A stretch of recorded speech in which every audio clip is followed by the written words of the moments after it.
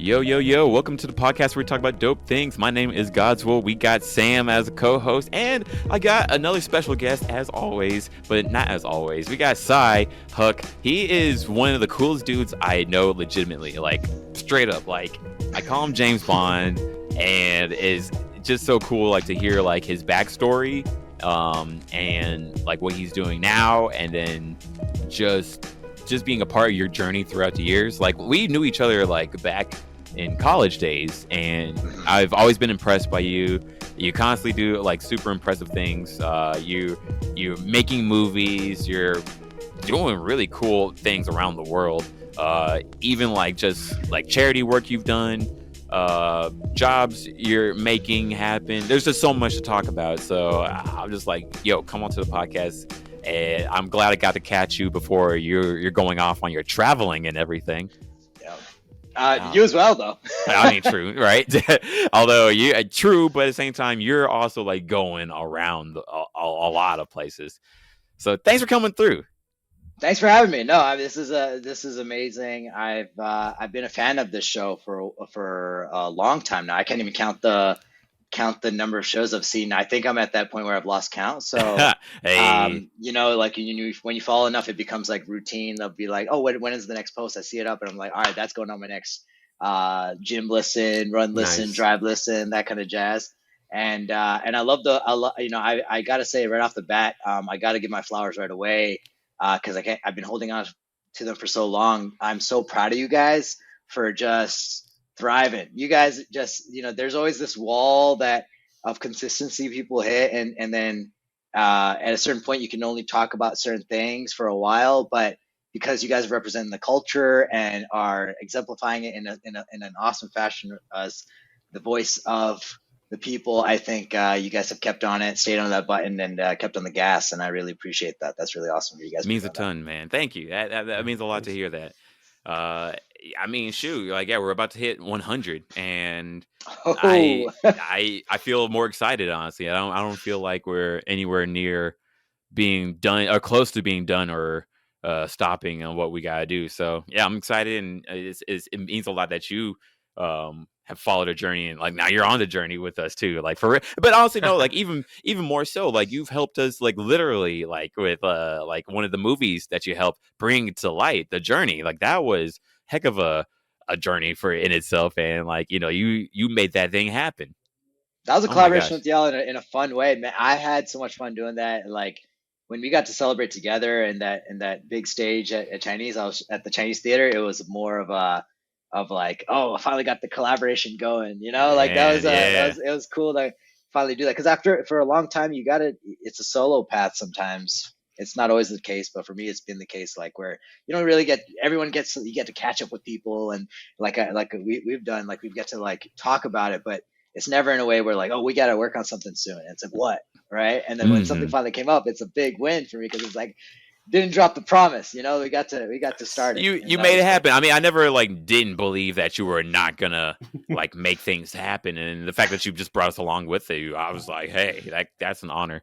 I guess for people like who don't know, I wonder if we should go chronologically or just go like hit the stories as we go through them, right? So whatever you feel. That's what I'm wondering, because I there's so many stories that like I definitely want you to like tell.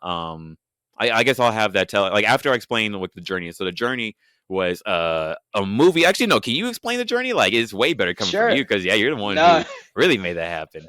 No worries. Yeah, no, I mean, like, so the journey is the first Saudi-Japanese animation collaboration in history, in a world where anime in the MENA region has revitalized and has been widely accepted and watched in a mainstream fashion.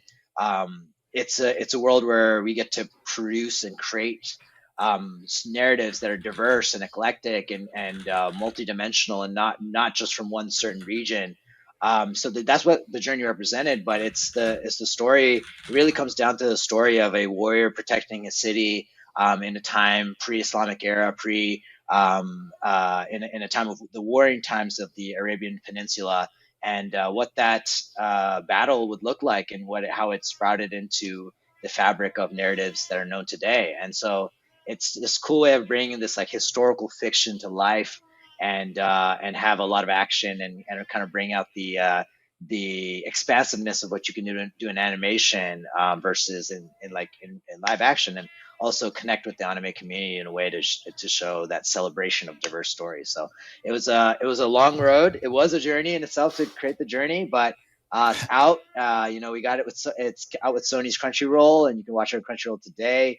And in our collaboration during the North American release of the journey, we got to do a big celebration in LA with the Chinese theater, and you guys helped out big time in terms of being a part of that entire event, and representing in a fashion that got the community excited about it. Now you go on Crunchyroll, and I'm really happy to see the response of how people are defending diverse stories at the same time, celebrating it, and enjoying it. So I'm really appreciative of all that. I take nothing for granted, but that's what that was about. That was a tight experience. Yeah, Sam was there too. Yeah, that was dope.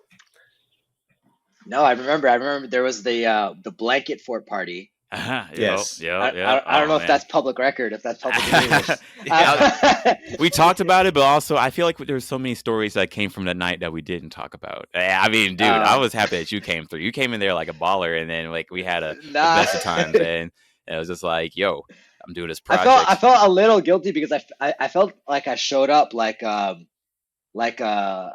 some mob boss or something like that. It was tight. I thought it was super cool. Yeah. I did, like, in no way is that how I was like, oh, shit. or if I showed up, I was like, let's get the boys together. Then you guys, but this is on y'all too. You guys kind of like played along with it, where everyone's like looking at like everyone coming together, and then you guys opened up like a random closet, like a random storage. I mean, that's actually what we do all the time. Like we usually do that like at least once per party. You know, it's like, okay, here's the big meeting that we have. It was a boss move. Like you guys opened up like a hidden wall, and you're like, all right, we're gonna meet here. And then we like started talking in that room, and I was like, this is a very cinematic style. It felt very cinematic. Oh my gosh, exactly, yeah. Dude. I'm glad you said that, because I was just like, that felt like more than a typical thing, but like a debrief. It felt like, all right, we got to do this fashion at 0900 hours. Everyone sync up their time on their watches, and 3, 2, 1, and then go. And then we were having about after that. Good times though. It was good. Oh man, good times for sure. That was a hell of a party. Oh my gosh. So I would love for you to tell me about your story from iHeartRadio to going to LA, and then because like that was like a hell of a time in itself, and I think it would give people like a sort of good image of like, okay, this is who this guy is, right? Yeah, I mean, I would say it starts a little bit before that too, because we really started collaborating at a creative level at the Kiss FM when I was in the Kiss FM level, but before that.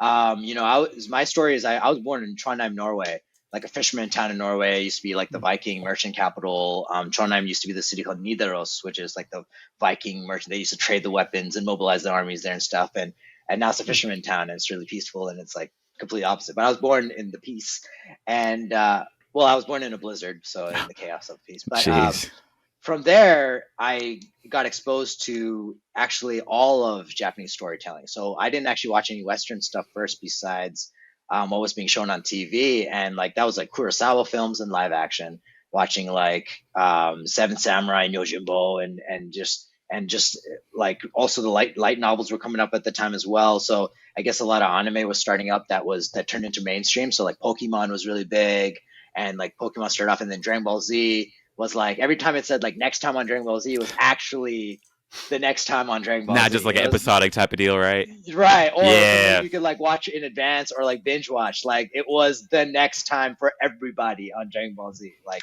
that was a great style of delivering a long form narrative like that in such a extended fashion. And even like back then, because a kid, I didn't mind fillers or anything either. Like I thought fillers were dope too, right? Like it's just like more action, more exposure in that world. And then from there, I just continued to just watch the anime that I had missed. Going there, I moved to Canada, and I was continuing to watch. It's actually very interesting chronologically breaking down the journey in terms of the anime I watched. So it was like Darker Than Black, and Oh, then Samurai Champloo, yep. and then Clannad. So I got into Slice of Life through Clannad, which Okay. is like a heavy That's dose. a heavy one. Yeah, exactly. I was like, that's a You're like, heck of a I'm one like, to do. damn, that was really heavy, but I love it. What else you got?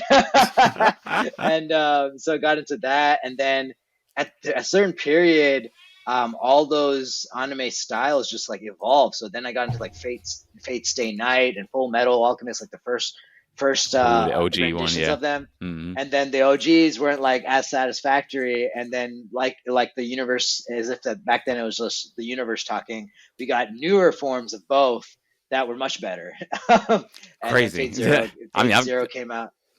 glad that Yeah, we no, did. Yeah, because I mean, we could have got stuck with the. That's crazy that they did remakes of these, especially like so quickly, or so like quickly. yeah, Yeah, and it's they actually ended up very being like interesting to think way about. better. Yeah, I've never actually thought about like how unconventional that is, right?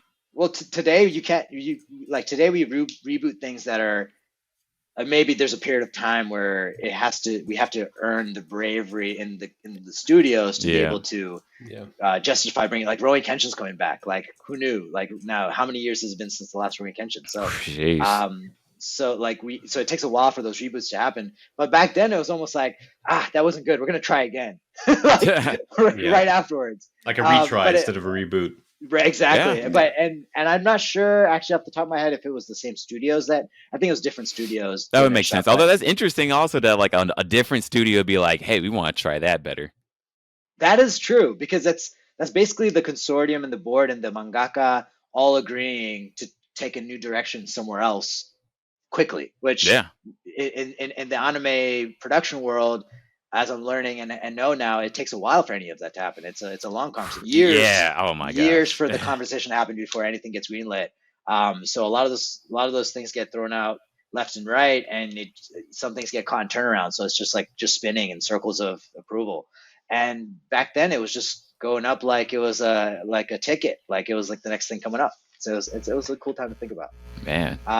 But yeah, I went from that to Florida, and then did all my made all my mistakes in like Florida growing up in middle school, high school years. What a place to make And mistakes, though. then I know, right? They present all the mistakes for you. So you get to, and you learn from them, and you get to learn from them very early, which I treat as a gift now in my life. And I'm happy because I have friends now that are going through those stuff now, like later in life, and I'm like, well, I now realize that I've tripped up very early in my life to learn from it, to have time to correct it, and thrive in routine for a long time versus having to readjust and recalibrate, which is okay as well. But for those that may be listening, that if it's happening, those trials and tribulations are happening early in your life, I always relate back to those old samurai stories where the samurai families would tell, say, a young kid that had his arm chopped off or something accidental had happened, like he fell off a cliff and he broke his arm and now he'll never be able to use it again. The kid is sad because he's never going to be able to go into battle as a samurai. But the samurai tell him, you're very lucky for that to have happened to you. That's what they would used to say. And now I look back at it and I go, yeah, that's kind of very relevant to today's time as well. Then I came to Texas and I was like, I'm going to start anew. And I think Texas is a good place to do that because it's like The Wild a West. mix Yeah. of so many different cultures and languages and races and foods, especially. And so in Dallas, I pursued an English major and started just write and screenwrite. And then at the same time, gone to radio.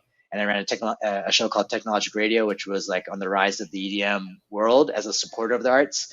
But never as a creator, just a supporter of the arts, but got to see like the creative processes for a lot of artists at the time that now are much bigger and have much bigger platforms. And I got to kind of see the makings of what it took, like what kind of discipline it took to make. And then when I got into radio, I really got to see, like, as an honor and personality, you can create as you're talking and writing and as you guys have been doing for near 100 episodes. So that turned into 4 seasons later of that show, and having a large fan base of supporters of EDM. So it's not really like a fan base; it's like a community, like I wish we had a Discord back then, so we'd have like a thriving Discord, but we didn't. It was just like people calling in and giving requests, and that evolved into going off next into Kiss FM, and being part of that whole Club Kiss process, the nightlife, and working with the on-air personalities at the time, like Billy the Kid and Cruz on the Radio as my mentors, that celebrated that kind of music as well, and loved the new stuff that was coming up.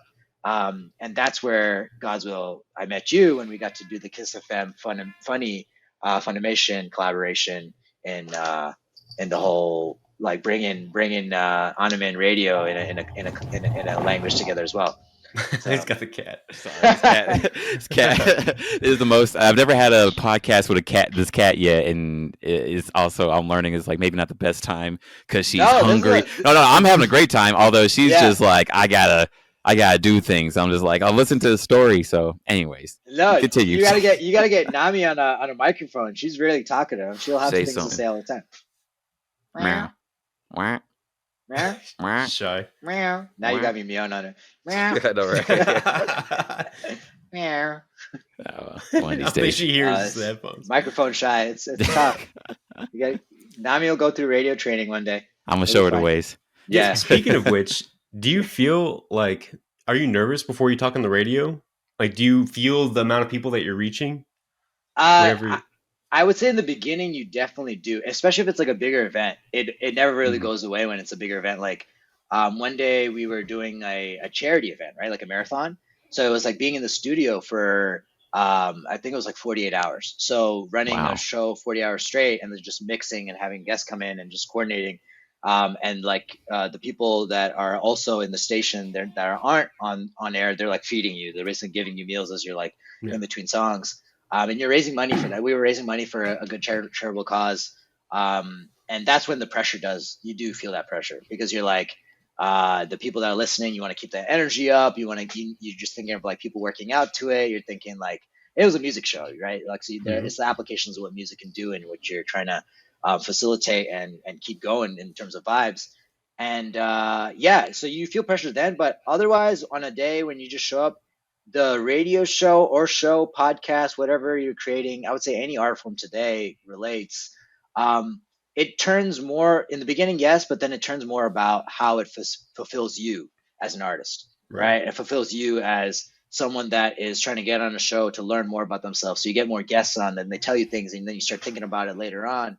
That's the stuff I started to live towards. So it's like, what am I going to learn more and more about, or what can I hear that I haven't heard before, or what kind of wires can I cross that haven't been crossed before that make this like amazing feeling that I can learn from. So that's what it became. And I think that passion, when it becomes about fulfilling what you're trying to do as an artist, you start to fulfill others in even more so, because then they're like, oh yeah, that's dope for me too. You know, if you found that dope for you, that's dope for me. And so that's kind of what made everything else kind of subside, like the nervousness and stuff like that.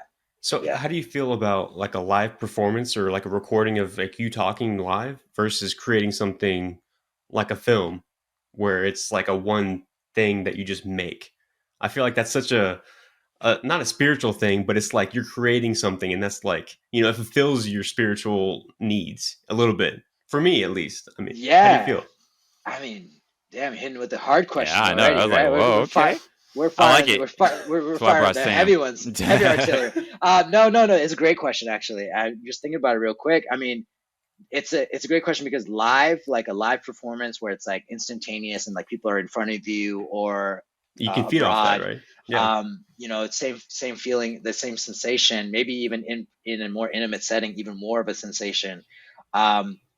You have to kind of tap into a different bucket than when you're doing a film, because a film is a marathon. And I would say a film is a creative marathon, and a live performance that is instantly live, it does also take a lot of prep, but in terms of the execution, it's like an explosive, like a sprint. Sprint, exactly. Yeah. So 2 different preps and 2 different training for both. And in terms of collaboration, I feel like, in my experience at least, and I can only speak for myself, a live, more intimate performance or something on air where a lot of people are listening instantaneously and they're hearing your positive things and your mistakes, right? Like you make, like I'm not gonna lie, I've made many mistakes, dead air like crazy, or you're mixing and you're on the wrong channel and you realize you've been playing for 2 minutes and no one's listening to anything, but you were listening to something, you know.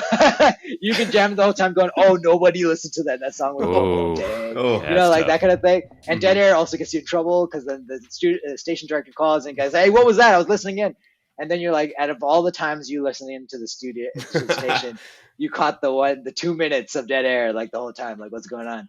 I find out later that they just keep the radio on, so if it's ever dead, it's like a problem. So like it's kind of how a lot of station directors do. But yeah, I would say it's more of a solo experience and more of an intimate experience for yourself, and the pressure is a lot higher, I think, when you're live solo doing it in person. For a film, it's this long stretch and adventure that you have collaborators, or I hope you do. You have collaborators every step of the way, because everyone in a film, at least in my sets and my productions, like my biggest hope is if they can be the best artists that they can be, or if they get to elevate themselves as artists in whatever field they're really good at. So like on set when we're shooting, if the boom op decides to like really like, I'm gonna see how much longer I can hold in the day without getting tired, or a DP figuring out how long can I keep a shot going, then a DP is a director of photography, cinematographer,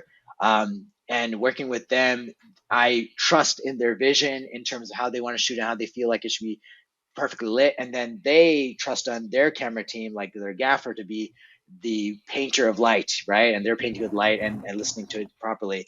And then once you're done with the production, and there's so many people that worked on that, you have to take it to post-production, right? So it goes to an editor after that, and they got to assemble the footage, and they're basically writing your movie once you've shot it. And I like to give them distance, so like, you go ahead and do a cut on your own first, and we'll work with that, because I don't want to creatively put you in a box. So then it feels like you're collaborating with somebody else, and then they're rewriting it, and then you mold it and tweak fine tune the little things, and then you take it off to the sound design. And once you do picture lock, you lock the picture, sound team, so sound design, composition, all that jazz, and then coloring. And then the colors comes in, they color it in the way that's really big and fashionable and fits the film. And then by the end of it, you watch it and it feels like you climbed with a team together. So it doesn't really feel like it's all on you or the onus. In fact, you take pride no matter what, because now everyone's proud that they got something done. Because in film, if you get something done, that's the real victory. Everything else is gravy, right? So Wow. You come to that realization, it makes kind of things easier. Versus live, it's always a nervous experience. It's always an electrifying experience as well. But then I'm sure when you become a veteran, it goes away as well, like anything else. And I think it also allows, when you're live and you're performing for people in an intimate setting or like remotely, you kind of also chase that nervousness and electrifying aspect of it too. Because if it starts to get really comfortable, you start to kind of dull. You feel like you're dulling yourself. You're dulling your senses in a way too. So I wonder if you also like, if we should always avoid that stagnancy and or the feeling of being stagnant, and just move forward and always keeping it interesting and different, you know, and keeping you nervous. Did that answer the question at all, or is that you just like ranting? I felt like, that was important, I guess, to like also like lay out what the process of like making a live radio show is, and also like just the steps of making a movie. Like I don't know too much about making movies, and in fact, I do want to ask you, I guess, like how you went from radio to movies. But I do need to ask, have you seen this one anime movie called Pompo the Cinephile? Like, it's the only movie I've ever seen that's like sort of shown me like how movies sort of get made. It came out pretty recently, like last year. No, I haven't seen. I've heard about this. I've heard about this, and I haven't. I would love to hear what you think about it. Yeah, but I have seen Shirobako though. Have you seen Shirobako? Yes. Yes. So that one to me is like the one that I'm like, gets me excited about the process. I love exactly. If you like that one, like the process of like making content, then I think you'll really enjoy that. Yeah. I think Shirobako also had like real, like the voice actors in the show were the voice actors in real life that they animated, and they had cameos of real mangakas and directors as the actual people in that show too. Really? And I don't think I've seen that as rampantly as they did in that show. So that's why I find Shirobako as like as a unicorn. I know it took from the team itself. I know that it was really hard to get off the ground and schedule because it's not all in the box. So Sorry. cats, not me. Just Not being me, a real scamp right now, but also she knows not supposed to jump. But anyways, sorry, what you about to say, Sam? I was just gonna say that was it. Yeah, that was dope. Yeah, honestly, Shirobako is really special. Shirobako, for people who might not know, is an anime about making an anime about making anime. There we go. And like it goes through the process. Like you follow this one girl like who's just starting in the industry, and she has to meet everybody that makes it. Wonderful show, honestly. So I'm really glad you brought that up. And I sort of like those like anime that sort of like shows that process of like making things. Although making a movie sounds way more complicated and hard. And I mean, I guess thank God, like, you know, like it sort of relies on the talents of everybody, I guess, right? Versus just a director, huh? And sometimes it is like you get those things too. Like you get the one man bands in the film world as well. Like there are a lot of creators that like they have their hands on everything. There are more collaborative spirits. My thing's like open heart, open mind. So like let's get everyone involved. Everyone have a suggestion, no matter what. If you're a PA, if you're whatever, it doesn't matter. Like if you have a suggestion you think it's cool, like chip in and we'll play with it and see what happens. And then some people are like very in like that's the vision, the Tarantino. Like it's got to be this way. It's got to be this image. It's got to be delivered this way. And or the David Finchers where you do. It's not exactly this way, but it's 99 times variations of that one way, and then we get to figure out which one works in post, which is another extreme as well. So there's many different ways. And then but like anime, I wouldn't even, it's interesting you say that because it looks that way, but also anime's got its complications as well, right? Like I think that process, I think Shirobako shows really well too, because the main character, I don't know if there's another character that's kind of like that, where we get to see the rise of a anime producer, because she's a producer. Like the main character. She starts like a producer. Is she like straight a producer or like an assistant at the beginning? She starts off as assistant producer. Okay, she does the natural route in Japan. There we go. And then she gets produced really, like her own thing. Yeah, but she shows how you become a producer too. Like you got to have that win. You got to have that weight that you pulled. Yeah. And then you're like, okay, now I can hold my own because you got that win. You can leverage that. That's exactly how it is in the real world. Like it is as real as it gets in terms of like, if you want to produce something, you got to pull weight somewhere first, not maybe as a producer first, sometimes as a producer, sometimes as a creator, and it works out. And sometimes it works out with a really strong vision. Other times you work with the team and it's a grandiose vision, but the grandiose vision actually got sold somewhere and made somewhere. And now you get to be like, I have something you could watch to show you what I've done. Let's work together and make something else. You know, that's what they showed in Shirobako as well. Huh? Wow, that's tough. Right. It is. But I think it's worth the fight if you really love it. If you really love anime, if you really love live action, if you love both, like I do, like they're both big loves of mine, but you can do both if you really don't mind being in the trenches and just seeing the nitty gritty hard work, the dirt between your fingers, the no shower days, the days you got to stay at the office for 2 days straight, and sometimes you're by yourself doing it, and sometimes other people are doing it with you. It's actually a lot of fun when a lot of people do it with you and they stay overnight.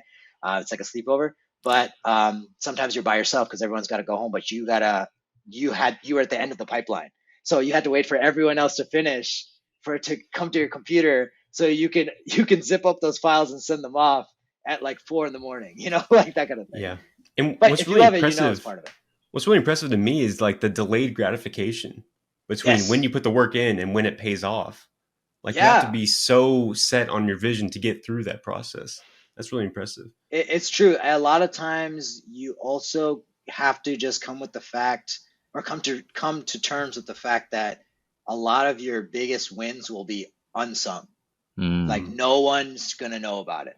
Yeah. Like they'll know about the next thing, the next project that took 2 years down the line to make, but they don't know that you saved the anime community a lot of pain by saying no to a project because it would have been easy money, but you said no because if that happened, the you as your own anime fan, like I'm an anime fan first, right? Like if I saw that adaptation come out and I was like a part of it, that's real guilt. That's actual guilt. You're like, which is good, like that's yeah. wild. Like I wish that more people were like that, I guess, right?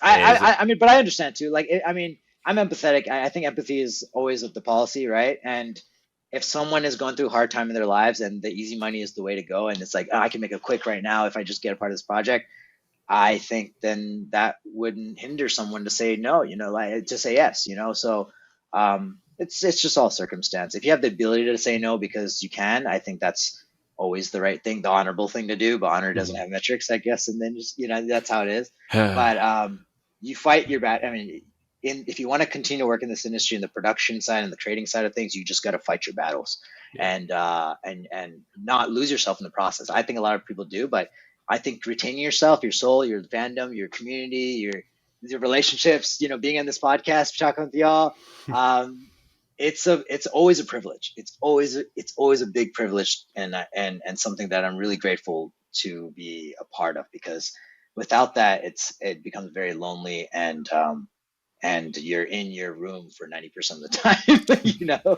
You got your own cave going on. So yeah. One thing that's fascinating to me is this idea that you can think of something, or you can have this idea and then you put it out in the world and people can see it. And then they have ideas that bounce off of that. And so like your origin point can affect, millions, billions even.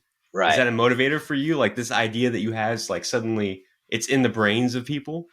Yeah. I always thought that was a big thing as a filmmaker. It's like these, visions that you have are now real and people are seeing them.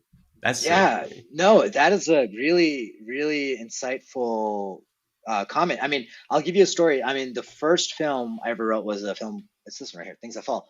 And so Things That Fall, it had died twice before it actually got made, right? So when I mean died, I meant it had its own director first before I was director. It had a full production, built out, full team, every contract signed, location permit signed, budget nice, budget good, ready to go, greenlit. And as we were going to shoot, it fell apart. And when it falls apart and you are like the person that put it all, you and your closest, colleagues are putting it together, it means that all of it falls apart. All of the effort goes apart. But you can't think of it as a waste. You got to keep fighting. Like then it's like sitting down, having it, you can mourn for it. It is your child. You are building like a family with somebody, and you can mourn it. And then you just got to get back onto it, and then you build it up again. And the reason why I say it's worth creating if you really love it is because of this one moment. It was the second time we were building it up, and we were doing auditions. And we actually, the director of the second time we built the project up again, which again takes another couple of months, we held the auditions at the Magic Castle in the basement. And first time in the Magic Castle, and Nami agrees.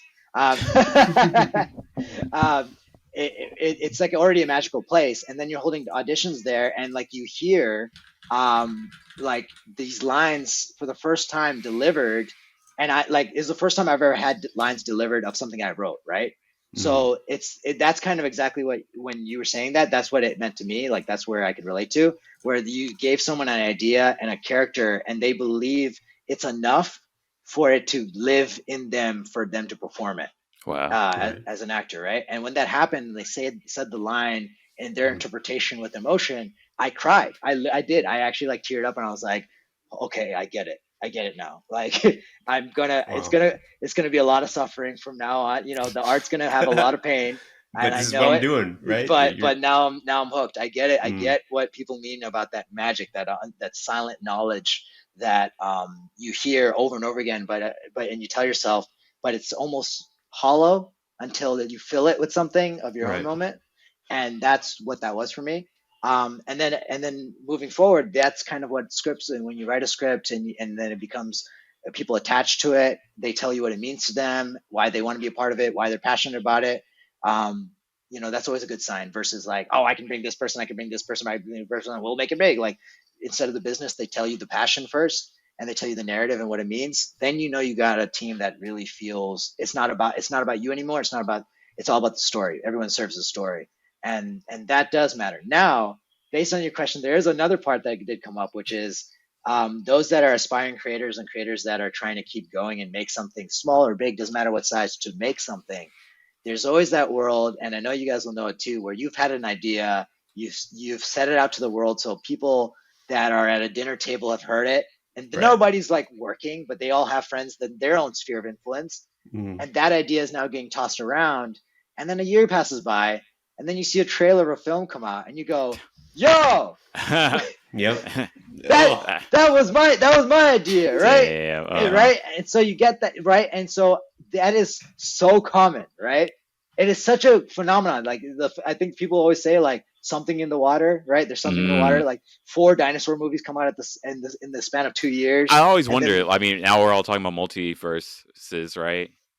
Yeah, well, in a way, it's multiverse, but also I think it has to do with like influence dynamics too, because I think that like when you have something that's planted, you may not be the first person to have said it in the world, but it is something that is relevant to the time of where it came from. Something that made you passionate about an idea that affected you could have been part of a worldly experience that happened for somebody else as well. Say the Me Too movement, right? The Me Too movement was very common in terms of it integrated into everyone's social media. So it was something that a lot of people had talked about, of like draining the swamp in Hollywood and all that jazz. And that started ideas of like, it could lead to what other injustices have happened in your life.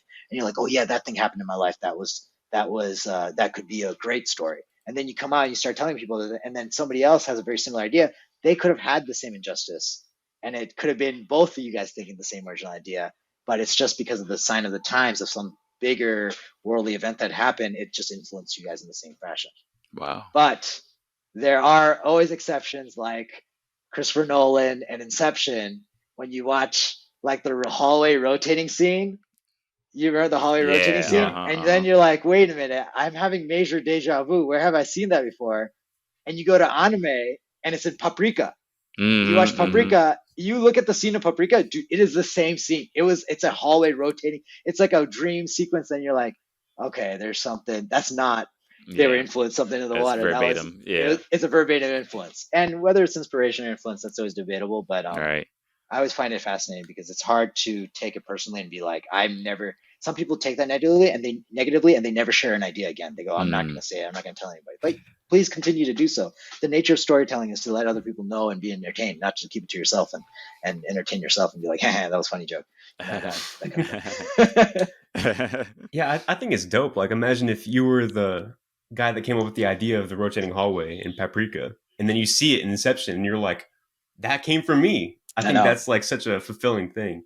It is. I hope people see it as fulfilling. I was like, that's an optimistic way to go about it, right? Like, it is the right way to go about it. And if it's something that, I would say if that's happening to somebody in the world, and in terms of like knowing the barriers of entry in Hollywood in general, especially with big directors like that, it'd be really hard to get Nolan's attention and be like, yo, hey, let's talk about it. I was the guy who made this. But go down the line, like see who is connected to who in the industry. It's a small town. And to let someone know, hey, I was the guy, my name is on the credit in Paprika. That scene was amazing. I saw it in Inception. Is there a way I can send a note and not talk to him directly? Maybe that's too hard of an ask, but send a note and be like, hey, I'd love to connect over something that we both creatively got done. And it's out in the universe together. So empathy is always the thing that's worked. Everything else has been kind of like, okay, then we're back to standard Hollywood conversation. It's transactional. I got to ask, how'd you go from radio to movie making like this and like to this level? Because like it's, like it's just such a level of like understanding that you also like have about this. And I'm interested. Yeah. No, it's I got to give Japan another high five for this. In 2017, I was in consulting, and a kind of little backtrack of that. I was from radio. I wanted to go into executive radio. So then I went into business school at SMU, and I wanted to get into the side of getting like a business acumen of some sort, and at least the process and how to bring things to life in terms of starting a business and how to create a product that's like sellable and viable in the corporate world. And so I got roped into the community of consulting, and I joined a consulting firm. I knew it. You did? I could tell. Yes, it was one of the big three. Yeah, exactly. Yeah, it was one of the big three, and it was like one of those like you you be in a hotel room for 90% of the year, you with black and white Wow, presentations. 90%. exactly. And like and what is cool is you do feel like a business super soldier. You go from like one to one to one to one. You go from project to project, company to company, and you have to talk like you're an expert in a field, but you're learning it on the flight there. So you're kind of getting your debrief and what have you. So it does rev your brain up and steel your mind mentally and give you the fortitude there. But creatively, I was gone. I was in a hotel room and I was like, I can't write anything right now because there's nothing inspirational in my life. I'm just talking data points and numbers and presentations, and like even my vernacular has changed completely. So from that, I said, I need to recalibrate. So I left. I grabbed everything, and in 2017, I put my life in a backpack, and I just traveled the world. And it was cheaper than I thought to travel the world. So I tell people that all the time. It's like pick a spot in Southeast Asia and just go, because it's cheaper than a vacation you're already planning, I bet. And you get to live in humble settings, humble situations, little to nothing your entire life on your backpack. And then just went from island hopping, and then went from one country to another, and ended up in Japan, where I lived for quite a while, and we did that solo as my introduction to Japan, which you learn very quickly how to live in Japan if you go solo, for sure, because you got to keep your senses high and you got to learn the language and keep it up and all that jazz. And when I was there, that's when I could feel my creative come back. That's when I was just like you guys ever had that, like where recharge? It's a recharge, exactly. Like you think you lost it, I guess, but exactly, it just comes like naturally. Well, what has happened where it brought it back for you? I'm actually curious before I say mine. I mean, because I think about like when I was doing my master's, and also like the fact that you did your MBA in 1 year, that's something I think that I'm always like in awe. Bro, I remember like when you're like, so long, I'm gonna go do an MBA in a year, and you freaking did it. Like it was just, I was so in awe. But anyways, my thing, when I was doing my master's, I was like, I guess I got to grow up, and then I felt, that was the time I was dancing the least, or watching the shows the least, or playing games the least. And I was just like, oh, this is just what life has to be. And then I was like, no, I don't want it to be like this. And then I got a job at Funimation. So that's how it went for me. But at the same time, I was worried that I lost it. I lost, I guess, like what could make me in a way, right? Or this sort of nerdy side of myself. I was like, I got to throw it away to become an adult. Right. Well, the side of discipline. Because I think you could be a disciplined kid. And one of my favorite quotes is "Kids play seriously." Yeah. Oh, that's a good one. Because kids, when they're playing, to them the game is the world to them. And you can still keep it that way as an adult. That's what I'm learning for sure. Yeah, like be responsible. You just gotta wash your clothes. That's exactly. It. But no one says you can't fling your clothes like a rubber band afterwards. Like right. Just make sure when company comes over, hey, things are cleaned. But whatever. Yeah, that's something I it took years to learn myself, I guess, right? I love that phrase actually. But dude, I'm happy because I mean consultantship, it just sounds like a place where creativity goes to die. But it was really cool also like when you told me like how you went to Japan and then like you rediscovered yourself and now you're making movies and doing. Well, I'll explain what happened in Japan, because I'm sure that's always that's a cool story too. but Sam, what happened? What about you? Has there been a moment like that? For me, I can really connect with that feeling that you're describing when you're consulting, where you're just like processing stuff and you're not creating anything. I feel this urge to create stuff. Right. And I'm not doing that right now. I feel like, so maybe I'm at that stage of this journey. Oh, yeah. But I really can relate to that feeling. You know what I mean? Yeah. What do you feel? What do you feel like you'd have to do to kind of get back to it? Like, what is that to you? I mean, like we were talking about earlier, it's just that first one, making one thing. Right. And I don't know, I've had a lot of ideas that I've thrown around over the years, but I feel like just making something, not physical, but real. Tangible. Yeah, tangible. That's the key for me. And I got to just sit down and do it one day. But that's true. I do, because he has lots of dope ideas. But yeah, it's just, I mean, I know you're trying to get your life really going, but yeah, at the same time. Yeah. Hey. I think that's it. I mean, but the common thing I heard between both of you that I think is exactly what happened to me is no one could tell you to do it. Like Right. you have to come to that yourself. Yeah. Like when it comes to that yourself, it is an additional, it's your victory. It's yours that you can be proud of. And so I was fairly lost fairly lost in Japan, which is very common. Like I'm not gonna lie, that's not a rare thing. But I was out there and I was in Yamagata, which is like in the Tohoku region, like north of Tokyo, and I took the Shinkansen up there to visit a friend of mine, and I went to go hike a mountain, and it was like the Yamagata mountain where there's like a temple up the top and everything.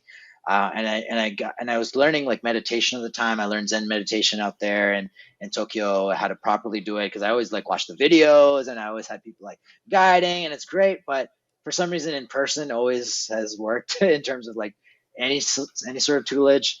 And so learning to meditate was very important. I was like, why haven't I done this before? But also learning it in Japan also is like something that is part That of. sounds legit. Yeah. I actually, wanted that. I wanted that to be part of my narrative, right? So Yeah.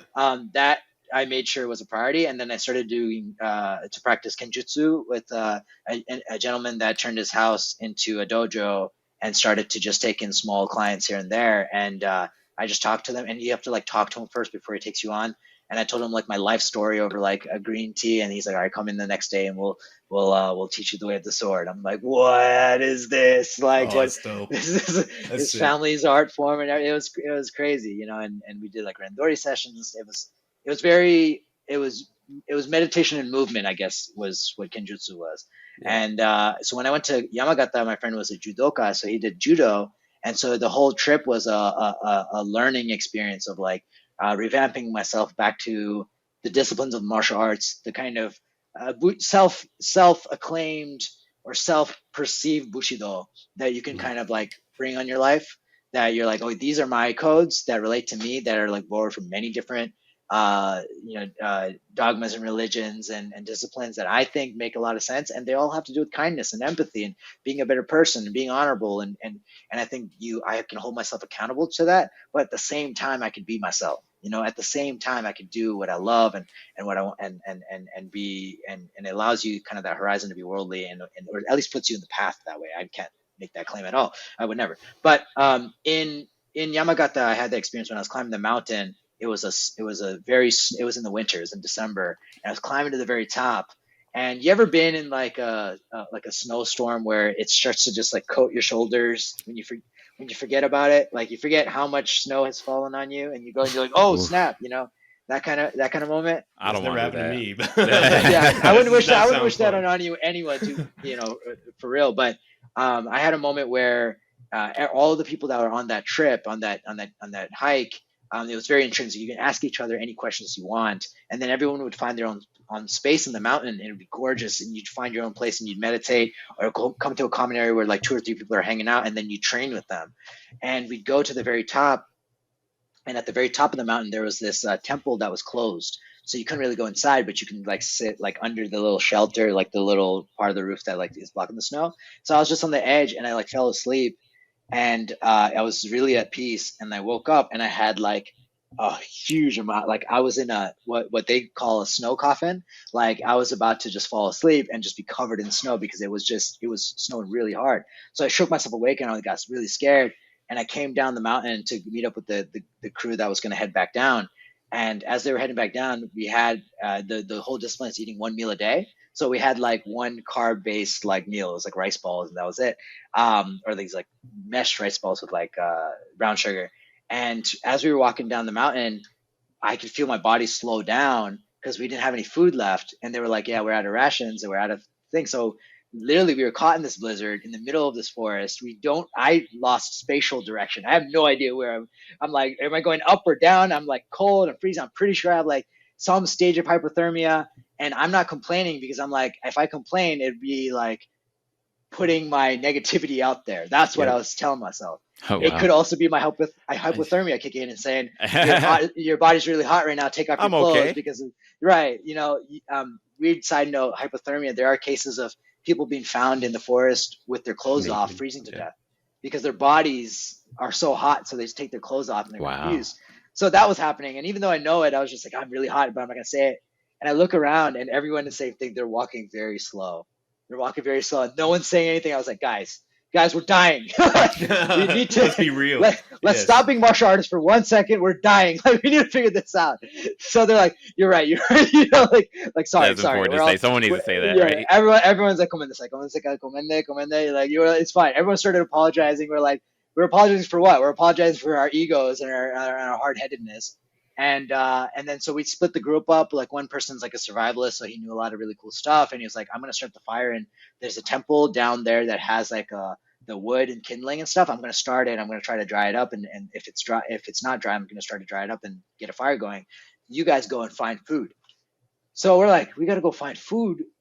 What does that mean? Like, you're in the middle of a forest and it's a blizzard. Like, what does that mean? So one of the guys, Yusan, he's actually a master in Kyoto, which is like the archery. So he has his like hand carved bows and arrows and everything. He carved everything himself. And he's like, okay, come follow me. I have like 2 bows. And he's like, Sai-san, come with me. I was like, all right, cool. So I come with him, and we go to this lake it's like halfway down the mountain, and this pond in the middle of the night. And we're hiding behind this like snow mound. And again, like, I'm already here going, what am I doing? Like, how did we end up here, right? And he's like, come, like, sit down. So I sit down behind the mound, and he's like, there, you hear the ducks on the other side? I was like, ducks? And I hear, it's like, yeah, there are a lot of ducks on the other side, like, just sitting on the frozen lake. And he's like, on the count of 3, we're gonna stand up. I'm gonna give you a bow and arrow. We're gonna shoot at the ducks, because the ducks are just gonna spread out when you stand up. And I'm like, this is how we're gonna catch our food to survive? Are you kidding me? Like if I miss right now, we're gonna die. Yeah. Ugh. So, and I was like, and in no way am I archery master or anything. I have no confidence right at this moment. And I'm freezing again. So like, he's like 1, and I'm like, are you kidding me? He's like 2. He's like, we're gonna do this. He's like 3, and then we stand up. Sure enough, in the moonlight, all these ducks in the air, and I'm like, oh my god, I have 1 shot for this thing. So I go first, and I knock the bow, and I go, and I just see my arrow miss all the ducks, and I'm like, oh no, I can't believe this just happened. And then he just goes up without even thinking, and then like you just hear, and it like hits a duck, and then you see that duck falling into the water. And I was like, all right, so that broke the ice. How do we get that? And he's like, we're gonna go out there and get that. I was like, hell no, man. Like, I got the flashlight. I'm gonna guide you. Apparently, you think you know something that I don't, and swimming in frozen water, and there's no time to learn. You go and get it. So he got on a board, like, rowed himself like with a metal rod to the duck, put the duck on the board, brought it back. We walked it back to the place. The fire was roaring in the middle of this Japanese like tatami place. They fed the duck, put the duck in, and we had duck stew to survive. Wow. It was crazy experience. So then again, I'm dying. Like, I have no energy left in my body. I'm not even ashamed to say it, because like, this is like past the point of like being ashamed, right, of anything, nor should you in any form. But like, of course, there's this ego, and you're like trying to survive, right? Trying to survive. You're like, I can do it, right? And so at a certain point, you go, no, I can't. I'm gonna die. And then so we're all slurping. We all brought these fold out bowls and stuff. So we're slurping this duck stew, and I'm feeling all this energy coming back. And then I'm like, okay, I can ask a question now, because I'm really curious. So I asked Yusan, I was like, hey man, real quick, what could I do next time that could allow me to hit the duck, right? And again, these are the purest martial artists you'll ever meet. It's like 1 + 2 = 3. Like, that's life. Like, you're not thinking beyond that. You're just living in the flow of life. And so he's not even thinking as he's responding. He's just slurping his stew, and he goes, well, what you did is you looked at all the ducks, and if you aim at all the ducks, you'll hit none of the ducks. And what I did is I aimed at 1 duck. And because I aimed at 1 duck, even though I won't hit that duck, I know I'm going to hit another duck. That was his belief. And then he goes back to slurping his meal. And I'm here going, having an existential crisis, going, that's exactly what I needed to learn in my life. Like, that's what I've been going on this like crazy journey for. I just need to focus on one thing. And then if I don't make it, if I miss on that thing, at least I have the skills it'll end up in the right place maybe. And so that's when I came back to Tokyo.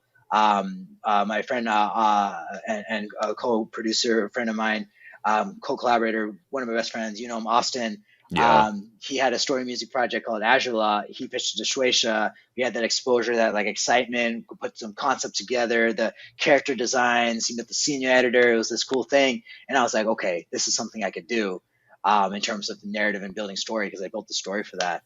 And came to LA, went to UCLA, applied to UCLA's producer program, told this story that I'm telling you to the dean in his office. So I called the dean, and to backtrack, I called the dean in Tokyo going, hey, is it too late to apply for the program? And he's like, yeah, can you come into, are you in LA? Can you come in like to the office like on Friday? And it's like a Monday.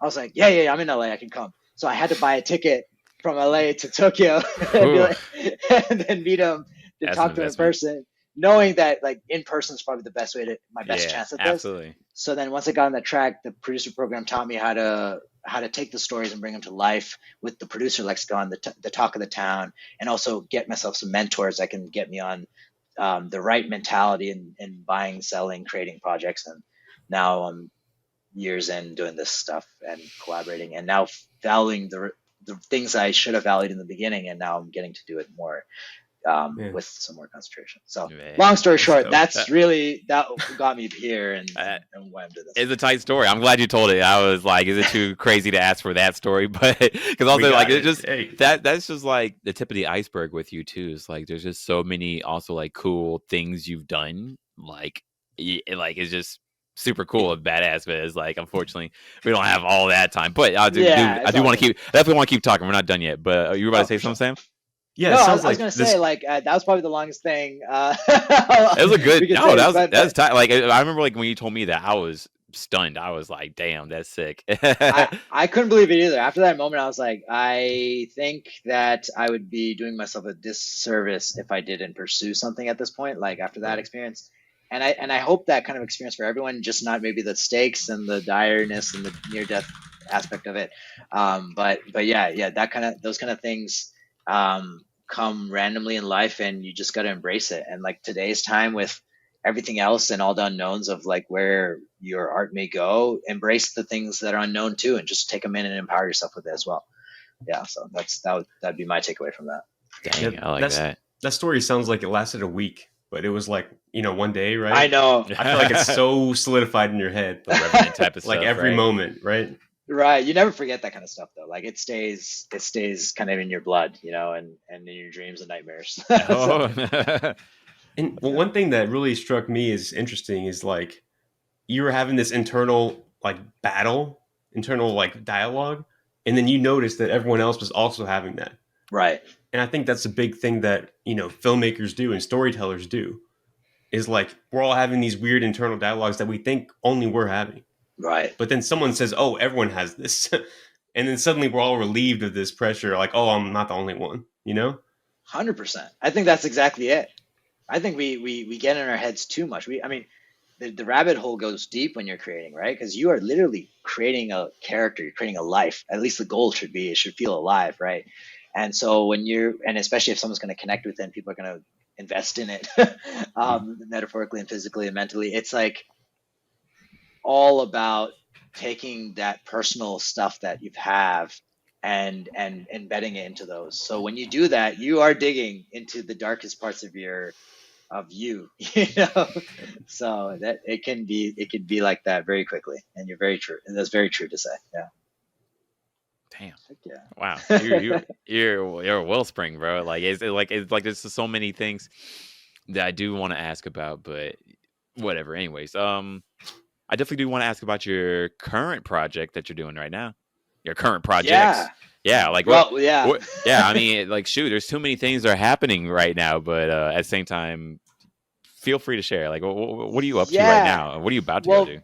Well, right now, like we were talking about travel earlier, and like from tomorrow to the next year, to January of next year, I'm going to be on the road traveling, and for a number of different reasons, as it's I have 2 short films on tour right now. One of them is called Panorama, and it's by this Sunflower Pictures, and it's a story about a son who's lost his mother and is searching for her in the universe. And really, we see that search of what it takes to find someone that close to you that you've lost, and what their last words would be, or what last bits of advice they could give before you come to terms with them being gone forever, and it's a very poignant film and very powerful film in my eyes in terms of what it could do to help people reflect off what they see versus escape. and another film called The Stranger, which is we made in vein of No Country for Old Men, and it's about a man who shows up at a feed store and says and holds a family hostage that's running the store and says, "You have a number of questions to tell me who I am, or you guys are dead." So they're like two different. One's a thriller, one's a very introspective, like reflection and powerful piece of exploration, and another one's like a thriller that makes you ask the questions of what would you do if you were in those shoes. So we're touring that from film festival to film festival. The next one will be at Austin Film Festival for Panorama, and then Newport Film Festival for The Stranger. So things like that. And then I have a couple of features that are in development right now. One of them is a TV show, and it's with a company called Binge Labs, and they're working on bringing this story to life in terms of this guy named Dr. Silence, which is by this old horror writer named Algernon Blackwood, who's like an inspiration to like J.R. Tolkien and stuff, and H.P. Lovecraft. And he writes like nature horror, like you're psychologically when you're in nature and you're like see the shadows play tricks. Like, what does that look like if you were just to elevate that one step further? So really cool project there. And then a couple of projects that I can't name, as you guys you may know. But then I have a show as a follow-up to The Journey with Manga Productions called Grendizer. So we're rebooting the old 80s anime, the Grendizer anime that was big in an international scale. And like France still has it as, oh, actually I have it right here. Like this is what it looked like when France has these stamps from the old Grendizer show in the 80s, and we'll be bringing that to life in the modern sense for everyone to enjoy. And right now we're doing like this design competition for all artists that want to check it out, where they get part of a cash prize, and the winning design of Saucer Beast, like one of these alien creatures, gets featured. That design gets featured on the show. So we're going to push some really cool things where we get to interact, and ideas are being accepted where we are trying to involve artists that don't have a chance like prior or have it like that exposure to the industry that could get something like that made. So yeah, that's what I'm doing, and all that. It could be said really quickly, but it takes so long to make. Hey, you're killing it, and like it's dope. I mean, shoot, we didn't even talk about Boys. Like there's so many movies and like things that you've done that like are like really impressive. I got to see Boys this past summer. Wow, it was just this summer? Was it just this summer? Yeah, it's been around for a year now. So if you saw it in the summer, yeah. Wow, yeah, it was a good time. And I mean, I'm excited to see these movies one of these days soon. That sounds really hype. And of course, Grendizer, like that sounds like a hell of a project. The fact that they're like getting people worldwide, like to be part of like a contest, right? To participate like in the creation or reboot of like this title, like that's pretty tight.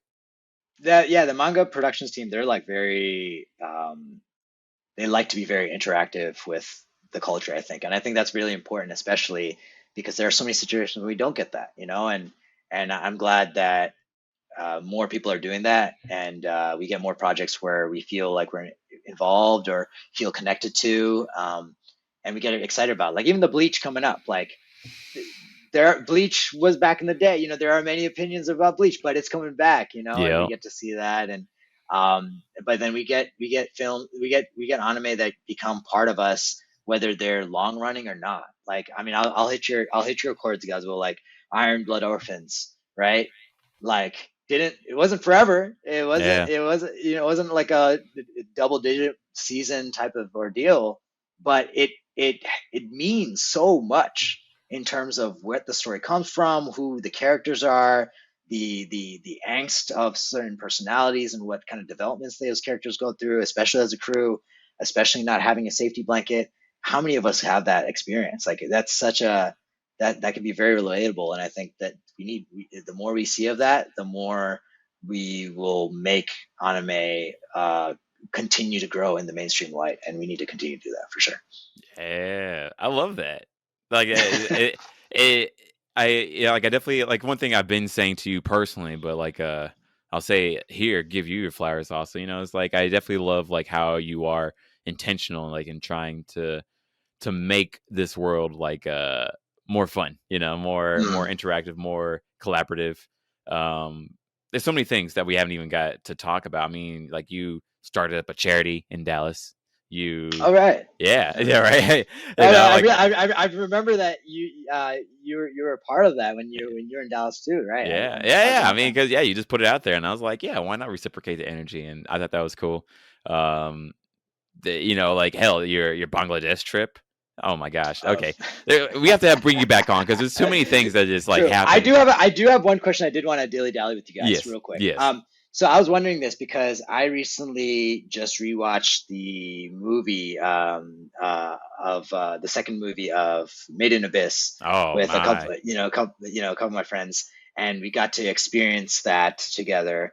And there are moments that you go, your mouth is just open, and then you have to kind of scoot it back up, going like, what was that was different, right? Oh my gosh. And we get that in different anime. Like I would say Demon Slayer has many of those moments where you go, oh, that finale with the fire, when the first time we see the fire breathing and the blood art kind of mesh together.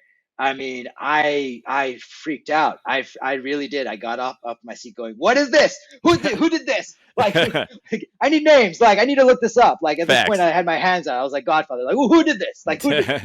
And like, so I wanted to know between you two or individually, what is a scene that you've recently thought about that you haven't seen the show of, but a scene that you saw from another property, it doesn't have to be anime, but live action or animation, that had your mouth like in awe, like not your mouth in awe, you in awe, but your mouth open and going, what's going on? Yeah. What is this? So for me, I have to say it was a cutscene in Cyberpunk. Oh. And I don't want to spoil too much. The game. But yeah, the game. Yeah. Oh, got it. The video game. And like after the first chapter, I'm not sure if you guys have played it. Have you played it, Sy? I played it. Yeah, I played it. Yeah. So whenever you are Johnny Silverhand, and he is like an active terrorist, and you're nuclear bombing a building. Right. And I was like, I'm doing this, like, not by my choice, but like I am him. And like that blew my mind. Wow. Right. And like you're getting caught, and it's like this thing's about to end, and then like it ends, and then suddenly like you wake up, but that was such a big scene for me because it was like you're living this life that you never lived. And in a way, that's kind of perfect for Cyberpunk too, because that is the experience of when you have a ghost in your mind, a program ghost in your mind, like you are experiencing the memory of someone experiencing that memory. Yep. If that makes sense. And I think the biggest thing is like going out with a bang. Yeah. Which is a common thing in the game and the anime. I think that was the biggest, most profound thing for me. True. I mean, for me, I did feel that moment. I did connect to that moment. I didn't vocalize it though, because I think if I vocalized it, I'd get in trouble. So it'd be a little bit understandable. I think it is a strange thing to connect to. Yeah. And I think that like there's like weird primal stuff in people where it's like makes your heart pump. But at the same time, you don't want to say that like you like it. You know what I mean? Right. Yeah. No, that's a good one. Goswell, what about you? Wow. I mean, that's a great piece of media. Also, I'm really enjoying the Cyberpunk anime right now. I'm almost done. Like it's really freaking good. We gotta talk about it afterwards. Yeah. Oh yeah. Yeah, for sure. Like I'm really enjoying it though. I haven't finished it yet, and everyone's like, "Get ready." I'm like, "Oh." But if I had to say, I wish they wouldn't have told you that. Yeah, that's why I'm like, I wish you didn't tell me that because that's. But anyways, whatever. Anyways, it's great. Yeah, maybe I just did that for everybody else too. I'm sorry. Anyways, but for me, like, it would be the Intergalactic movie, the Kid Cudi movie. I just watched that. Yeah. Me and Sy, we got to check that out. That was a good time. What? Shoot, how was it for you, Sam? I thought it was, I don't know, like he handmade it.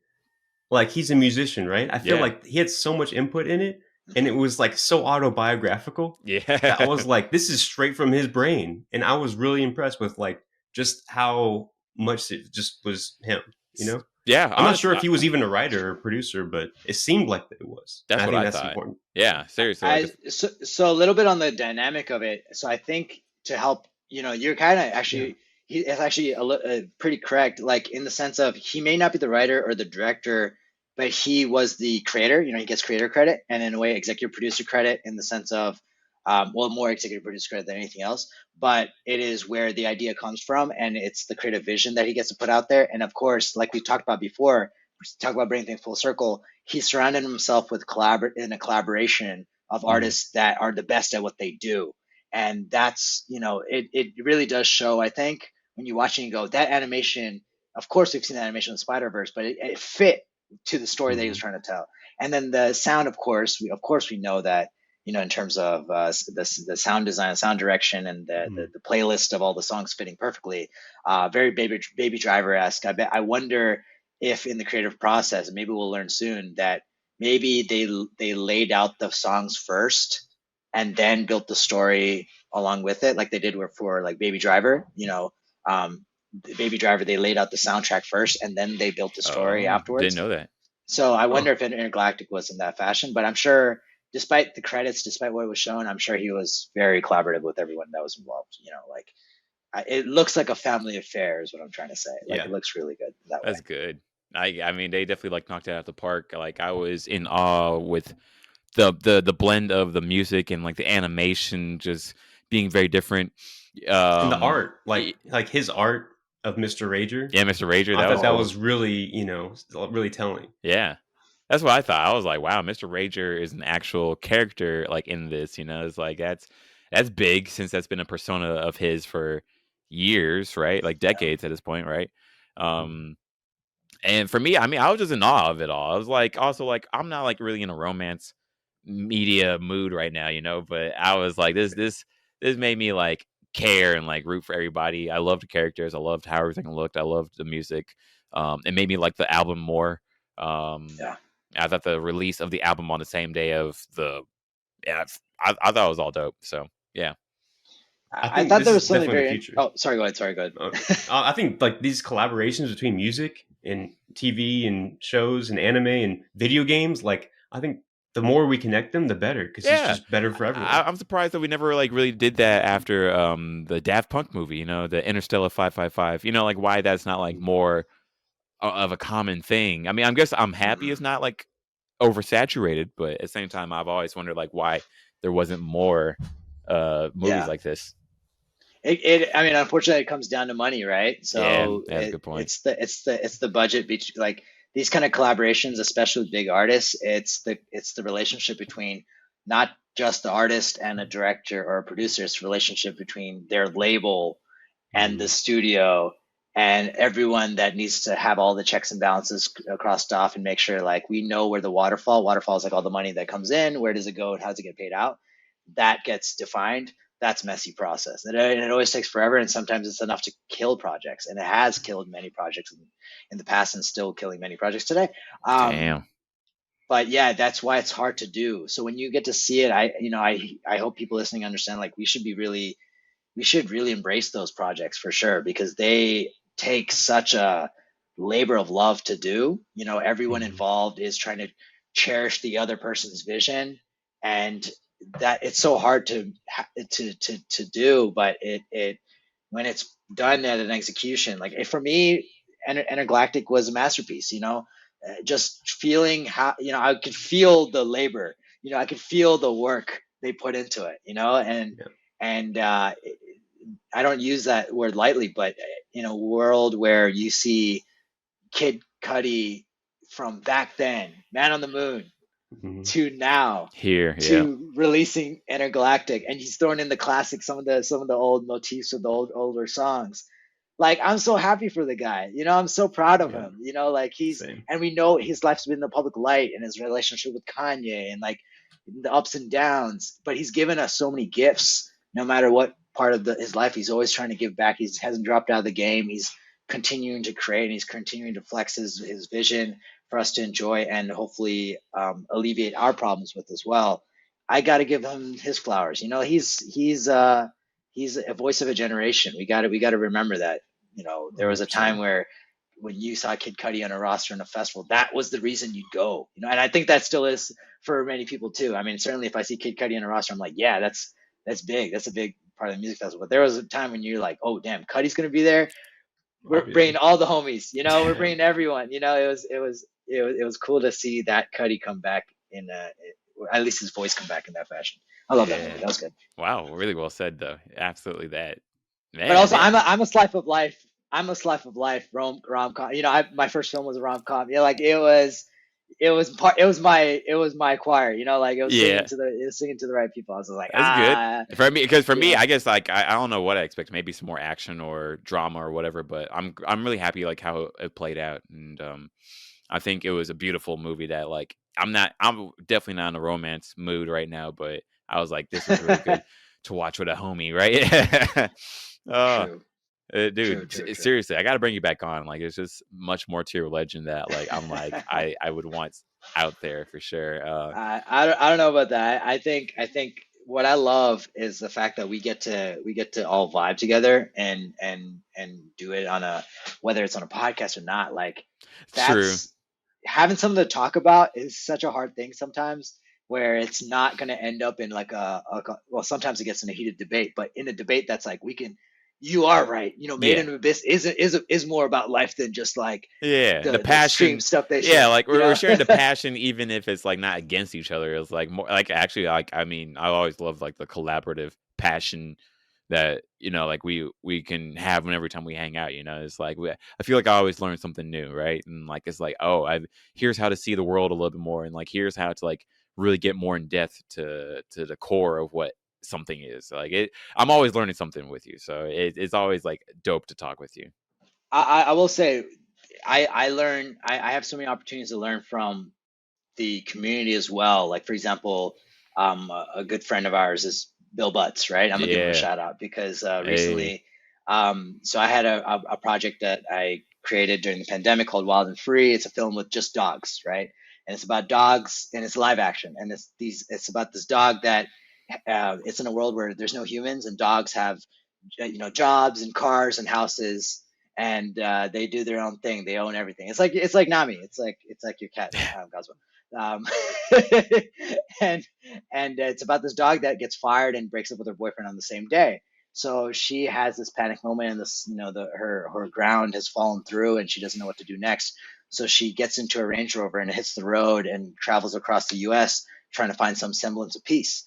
And the whole story got like put together. Like I wrote a skeleton draft, and we took a small crew and we shot the thing, and every step of the way has been like magic. Everyone that takes it in goes, I'm making a film with dogs. Why not? Cause dogs, cause this, even the colorist. Shout out to Al. He's the colorist of like Green Knight. Amazing guy. He's coloring this thing the whole time. We're coloring and seeing frame after frame of dogs. And he's like, and we're just smiling and laughing, and it's just a different process. And then recently got to have the voiceover on it, and for the first time, it was my first time directing voiceover, right? So voice directing, and for the first time voice directing, I didn't get to warm up or anything, but the first two people I would voice direct are two people from like Dragon Ball Z from the show that I was watching, like Bulma and Chi-Chi, right? And it's the relationship between mother and daughter in the film too, and they're best friends in real life. So Cynthia Kranz and Tiffany Vollmer, two amazing, Bulma and Chi-Chi, and they were amazing. And I was like, how do I make sure that this is an enjoyable experience, not just a typical day at work doing voiceover? So that's where I give credit to the community, because I hit up Bill, I hit up another voice actor named Griffin as well, Griffith, and like we got to talk about what are the more enjoyable voice experiences, or voice acting experiences they've had. And I've learned the common theme was when they get to play, when they get to like really get to do what they want versus like being told or line read inflections of the voice of how it should be delivered. It's more like we try whole bits and whole sections with memories and directing involved. And I got that from them, like Bill, especially, like Bill gave a huge example of like a really long day where it was a lot of work, but he did not feel the work at all because he felt like he had a day to do what he wanted to do. And I was like, if I can emulate that, then that's a big deal. So I learn more than I hope I learn more from the community than people learn from what that's always the goal. And I think that's the community that we get to be a part of. I don't think it's pretentious. I don't think there's any toxicity that stays at the top, it bubbles down and people bring it back down again. Journey is a perfect example of that, where a lot of the anime fans are defending diverse stories on Crunchyroll. It's so sick to see that. So that I'm very grateful that these kind of conversations happen, that we get to talk about it in this light, because it's nothing but support, at least in my experience in this community, and I'm grateful for that. For sure. Yeah. That's dope, bro. Yeah, it's beautiful, and it's dope to see you live it out. It's like you're active with it. So yeah, we all are, man. That's true. That's true. We for sure, everyone that's here doing this, like, we are like it. But I guess, like, I'm grateful to you, being around, because just like they say, like, the people that you keep around you, they inspire you to do cool things, right? You're absolutely doing that for me, for sure, and I'm excited to see, like, what the upcoming projects, how they'll be, and, like, where in the world you'll be next. So hey, hopefully we get to actually hang out some more later on this year in different parts of the world, right? So that'd be dope. I think Japan is on the roster, right? Yes, sir. I'm down. Yes, sir. It sounds like that might be the plan. Hey, come on through. Come on. Hey, you're always welcome, Sam. Are you kidding me? Yeah, hell yeah, bro. You should come, for real. But, dude, Sy, this is an absolutely wonderful time. Like, it's dope to just hear, like, all these stories and, like, these tidbits and, like, what you've learned, and, like, to see, like, where it's taking you so far. And I mean, bro, like, this is just the beginning, like, it just feels like, okay, the new world is just opening up for you, and there's so much more to come. So I'm super hyped. Thank you so much for being on the podcast, especially, like, as for flying around and trying to make it happen. And also, thanks for giving me some time yesterday. Yesterday was the last day of Overwatch 1. Oh, R.I.P. R.I.P. So how was it? How's the end? Was it good? It was a great ending. Yeah, like, it definitely had its ups and downs, but I ended more positively than negatively, for sure. And I had a great time. Was your last game a win? Beautiful. It was a beautiful win. It was? Yeah, okay, good. I got my comp score higher. Like, it's the highest in the season. Not the highest I'd ever been, but it was the highest in the season. I was very happy about that, and I just got to do my thing the way I needed to do. Nami got in front of the TV a few times, but I'm just like, whatever. Like, Nami's like, over here. He's there. Why don't you see it? I know, Why right? don't you see it? Although she's looking at me, he's just like, hey, video game equal food, right? Make that happen. I'm like, what? Every time you're in the controller, I get fed. I'm just sort of like, yeah, sure.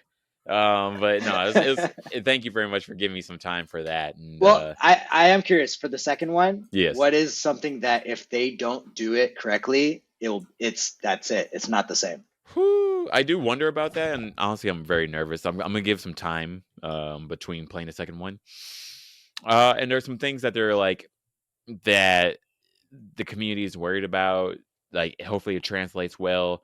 And unfortunately, Blizzard itself right now is just like such a weird oddity of a company. But things that they need to do right this time to, like, get some trust, because also, like, it's becoming free to play, and that's scaring a lot of people. Man,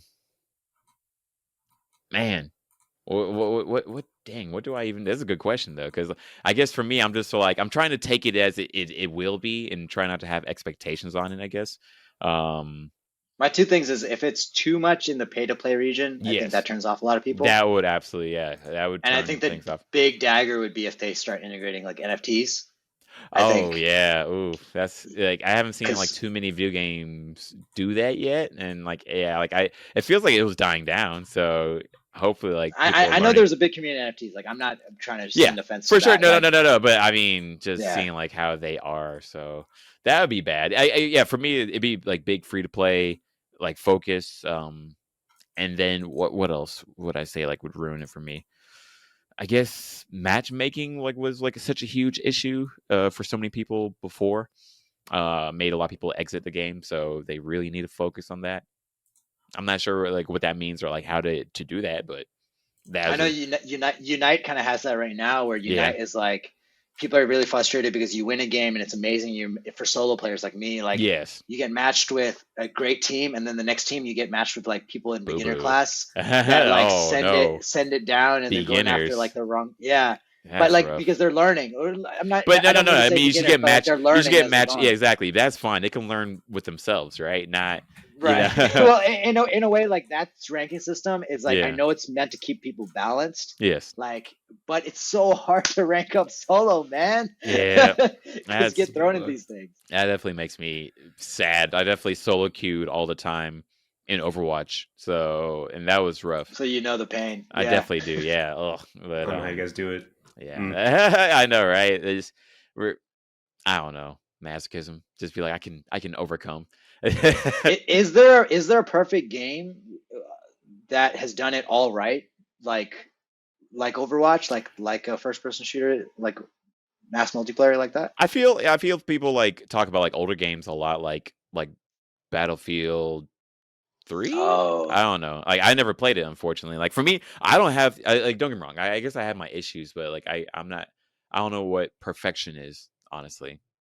I mean, like for me, like baseline perfect game was Maple Story, but that's not first person shooter. But Maple I remember Maple Story. Maple Story had it down. Like it was really grindy though. It was very grindy, but for some reason it was set up in a way where you could make friends, but also have friends on. It became this. There was a magnetic aspect of it that you keep coming back to and be like, "That's who I am," and you start dreaming about that character as a Dragon Knight or whatever you are, or like Bandit Sin or whatever. But that, and then after that, it was kind of like Diablo. Diablo 3 was pretty good for me. But yeah, there's a few games. It's not every game that does it. Like you can't really get those perfect games once in a while. That's true. You get like, and we never, at least in the past, we didn't know how to treasure like what was there until it was gone. Hopefully, that's something that's changed for people, but at the same time, probably not. But I have hope for the future still. Like I don't feel so pessimistic like how so many other people do. I mean, it's like if it doesn't work out, then you'll find another game. Exactly. Right? Even if Overwatch 2, game. exactly. Even if Overwatch 2 doesn't work out like I hope it would. One, I had a great time with Overwatch 1. Two, there's so many other games that like I do want to try, play out. Hell, even like there's so many old games I want to revisit. So I don't really feel like everything is ruined like how some people do, but it is what it is though. So it was GTA that taught me a lesson in life though. GTA was the one where like GTA Online, a lot of my friends got on and we would be like after school. Really? Go down after school you're kind deep of thing. in it, huh? But it was back when when it wasn't inflated. Like the economy right now is like inflated because like you can buy so many coins. Yes. But we were all like working really hard on heists to make money, right? Yeah. And then one day, like hackers were going on and giving everyone like 9999999 coins for fun. Oh wow. And it was the one evening that I was doing something, so I couldn't get on with my friends. But everyone else was on, and the hacker came on and gave everyone 999 coins. And then I came on the next day and everyone's like super rich and they got all the cars and all the planes and everything. And I'm still like hustling going, hey, when are we going to do the heist? I can only afford another one. And they're like, we don't really need to do a heist right now.